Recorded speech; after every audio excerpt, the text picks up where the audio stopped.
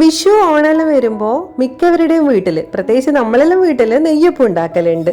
നെയ്യപ്പം നമ്മളെ രീതി എങ്ങനെയാണെന്ന് വെച്ചിട്ടുണ്ടെങ്കിൽ, പച്ചരി തലേന്ന് 1.5 കപ്പോളം കുതിർത്ത് വെച്ചിട്ടുണ്ടായിനി. അത് പിറ്റേന്ന് ഒരു മിക്സി ജാറിലേക്ക് ഇട്ടിട്ട് അതിൻ്റെ അപ്പുറം 2 ടേബിൾ സ്പൂൺ മൈദയിട്ട്, പിന്നെ മധുരത്തിനാവശ്യമായ ഉരുക്കിയ ബെല്ലാണ് ഇടുന്നത്. ജാഗരി ഇല്ലേ, അത് ഉരുക്കി വെച്ചിട്ടുണ്ടായിനി. അതും മധുരത്തിനാവശ്യം നിങ്ങൾക്ക് എത്ര വേണോ അതിനനുസരിച്ച് ഇട്ട് കൊടുക്കാം. പിന്നെ വെള്ളം ഒഴിച്ച് കൊടുക്കുക. എന്നിട്ട് നല്ലോണം മിക്സി ജാറിലിട്ടിട്ട് അരച്ചിട്ട് ഒരു പാത്രത്തിലേക്ക് മാറ്റുക. ആദ്യമായിട്ട് കാണുന്നവരാണെങ്കിൽ സബ്സ്ക്രൈബ് ചെയ്യാൻ മറന്നു പോവണ്ടേ. അപ്പോൾ നമ്മൾ പാത്രത്തിലേക്ക് ഒഴിച്ച ശേഷം 1 ടീസ്പൂൺ നെയ്യും അതിനകത്ത് ഇട്ടിട്ട് നല്ലോണം മിക്സ് ചെയ്യണം. എന്നിട്ട് ഏലക്കാപ്പൊടി, ഇതിൻ്റെ ഫ്ലേവറും ടേസ്റ്റും എല്ലാം കൂട്ടുന്ന സാധനമാണ് ഏലക്കാപ്പൊടി, അതും ഇട്ടിട്ട് നല്ലോണം മിക്സ് ചെയ്യുക. കൂട്ടത്തിൽ പ്രധാന സാധനമായ എള്ളും കൂടി ഇടണം. എന്നിട്ട് മിക്സ് ചെയ്തിട്ട് ടേസ്റ്റ് ഒന്ന് ബാലൻസ് ചെയ്യാൻ വേണ്ടിയിട്ട് ഒരു നുള്ളു ഉപ്പും കൂടി ഇടണം. അതിന് ശേഷം 7 മുതൽ 8 മണിക്കൂർ വരെ ഇത് അടച്ചു വെക്കണം. അങ്ങനെ 8 മണിക്കൂറോളം വെച്ചാൽ നമ്മൾ നെയ്യപ്പം ആക്കുമ്പോൾ നല്ലോണം അങ്ങ് പൊങ്ങി വരും. അപ്പോൾ ഇത് രാവിലെയാണ് ഇങ്ങനെ ഇങ്ങനെ ആക്കി വെച്ചിട്ട് വൈകുന്നേരം ആകുമ്പോൾ നമ്മൾ ചുട്ടിന്. അപ്പം നല്ല മഴയായിരുന്നു ഇവിടെ. ഇപ്പം നിങ്ങളുടെ അടുത്തെല്ലാം മഴയില്ലേ? ഇവിടെയും നല്ല മഴയാണ്. റബ്ബർ തോട്ടാണ് ഈ സൈഡിലെല്ലാം.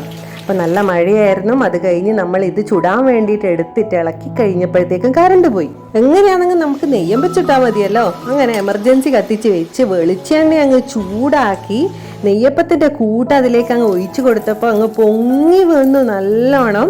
അത് തിരിച്ചും മറച്ചു വിട്ടിട്ട് നല്ല ബ്രൗൺ കളർ ആകുന്ന വരെ പൊരിച്ചെടുത്താൽ നല്ല അടിപൊളി ടേസ്റ്റുള്ള നെയ്യപ്പം ഈ മഴയെല്ലാം പെയ്യുന്ന സമയത്ത് ചൂടോടുകൂടി ഒരു ചായേൻ്റെ അപ്പുറം കിട്ടിയെങ്കിൽ സൂപ്പർ ടേസ്റ്റ് ആയിരിക്കും. അപ്പം അതുപോലെ നമ്മൾ ഓരോന്നായിട്ട് ചുട്ടെടുത്തു.